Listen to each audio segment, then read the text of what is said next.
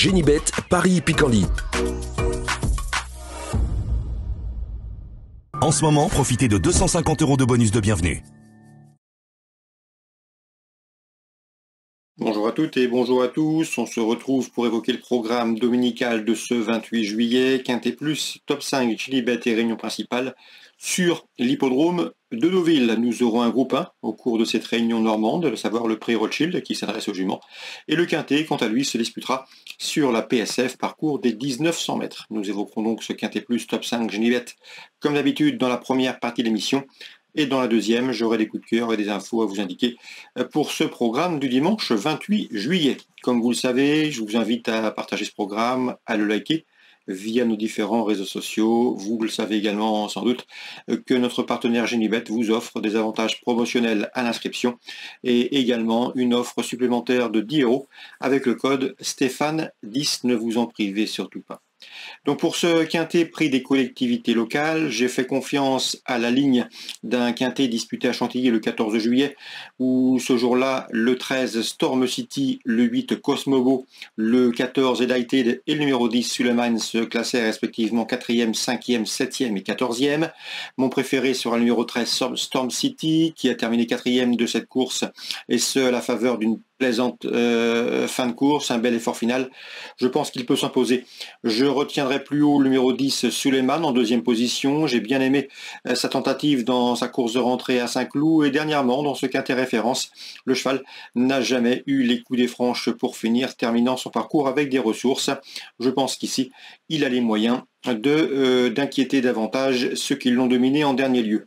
Donc le 13 et le 10, mes deux préférés. Le 8 Cosmobo confirme à ce niveau et 5e de la course référence, conduira l'opposition avec le 14 Edited.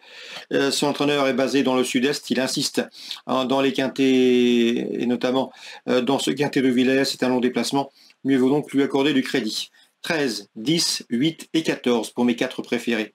Pour les accessites, je retiens un numéro 5, Rakib, qui vaut mieux que ne l'indique sa dernière sortie dans un quintet à la test, où le cheval a été gêné, fin juin. À mon avis, il faut le reprendre. Le numéro 11, Chiareggio, est en forme. Il vient de remporter un handicap sur l'hippodrome de Chantilly sur 2000 mètres. Bien que remonté de 5 livres sur l'échelle des poids, il conserve une belle carte à jouer. Le numéro 3, Uzel, est un cheval qui a effectué une bonne course de rentrée. C'était fin juin sur les pentes de Clairefontaine. Pour son retour dans le handicap, il mérite une note de méfiance, d'autant qu'il aborde cette saison avec pas mal de fraîcheur. Attention également numéro 12, Lettice Marvel, il a maintenant 9 ans. À mon avis, il est barré pour les premières places, mais il a pour lui d'apprécier particulièrement ce parcours des 1900 mètres PSF Deauville. D'ailleurs, en fin d'année dernière, en novembre et au mois de décembre, il s'était classé 2e et 4e de tournois disputés sur le parcours qui nous intéresse. Mieux vaut donc s'en méfier. Résumé chiffré, 13, 10, 8 et 14. Devant le 5, le 11, le 3 et le 12 en canon partant, je me méfierais du numéro 7, à savoir Cléora. On se retrouve désormais pour les coups de cœur. En ce moment, profitez de 250 € de bonus de bienvenue. Voici désormais mes informations et conseils de jeu pour ce programme du dimanche 28 juillet. On commence par Deauville et par le temps fort de cette réunion de Villers et le prix Rothschild, une épreuve estampillée groupe 1. Dans ce 4e rendez-vous, le 404 Marquise de Souvigné s'annonce une nouvelle fois difficile à déloger. Elle a remporté cette course en dernier, elle se plaît tout particulièrement à Deauville. Elle n'a pas connu la défaite en 2 sorties publiques depuis le début de l'exercice 2024. Et à mon avis, elle peut parfaitement conserver sa couronne dans ce prix Rothschild, le 404 Marquise de Sévigné, 404. Je lui poserai principalement le numéro 6, Blue Rosen, qui a été nettement dominé par notre favorite à l'occasion du prix Disparant, où elle s'est classée 5e. Attention, Blue Rosen est une jument de qualité, une quadruple lauréate de groupe 1. Elle avait remporté le prix Marcel Boussac à l'âge de 2 ans. Elle a également remporté le prix de Diane et la poule d'essai des Pouliches avant de s'adjuger le prix de l'Opéra. C'était au mois d'octobre. Donc ici, à mon avis, dans ce lot, il serait très imprudent de faire fi de ses chances. 404 Marquise de Souvigné et numéro 6 Blue Rosen pour mes 2 préférés. Concernant le prix Six Perfection, une épreuve estampillée groupe 3 pour des pouliches de 2 ans, je pense que le 701 Harry Angel, qui est invaincu en 2 courses courues, s'annonce redoutable, mais je pense également que le 706 Relax peut l'inquiéter davantage. Elles avaient débuté dans une épreuve, dans la même épreuve, des débuts communs.